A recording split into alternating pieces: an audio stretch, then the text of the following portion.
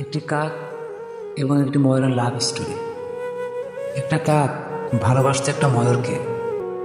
সে প্রায় ময়ূরের পিছে পিছে ঘুরত। ময়ূর এটা বুঝতে পেরেও না বোঝার ভান করে এড়িয়ে চলত। এভাবে দীর্ঘদিন কেটে যায়।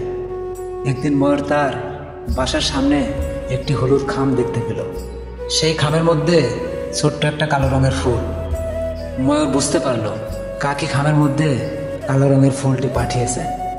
কয়েকদিন পর কাকের সাথে ময়ূরের দেখা হলো। ময়ূর বলল, তোমার গায়ের রং যেমন কালো, তোমার রুচিও তেমন কালো, তাই তো এত সুন্দর সুন্দর ফুল থাকতেও কালো রঙের ফুল পাঠিয়েছ। কাকটি ময়ূরের কথা শুনে দুঃখ পেয়ে চলে গেল। বেশ কিছুদিন কাকের আর ময়ূরের দেখা হলো না। এভাবে সপ্তাহ চলে গেল, মাস চলে গেল, বছর চলে গেল। কাকের সন্ধান আর ময়ূর পেল না। অবশেষে ময়ূর কাকের খোঁজ নেওয়ার চেষ্টা করেনি। কয়েক বছর পর কাকের সাথে ময়ূরের দেখা হলো।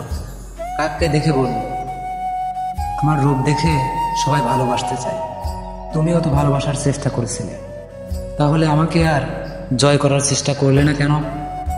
কাক উত্তরে বলল, তোমার সাথে জীবনে একদিন আমার কথা হয়েছিল।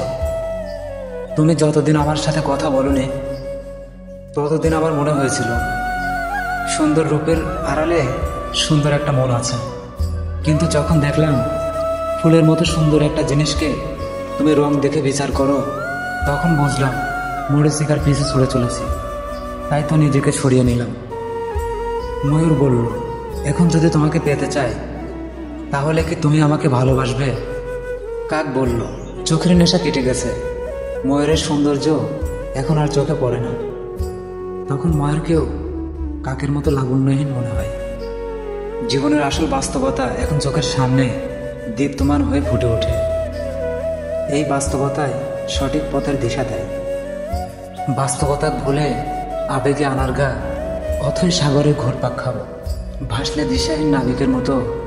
অতঃপর কাক ও ময়ূর বিপরীত দিকে হাঁটা শুরু করল। ধীরে ধীরে দুজনের দূরত্ব বাড়তে লাগলো। এর দূরত্ব যত বাড়বে জীবন নামক সমুদ্র থেকে তারা তত বেশি মুক্তা সংগ্রহ করতে পারবে।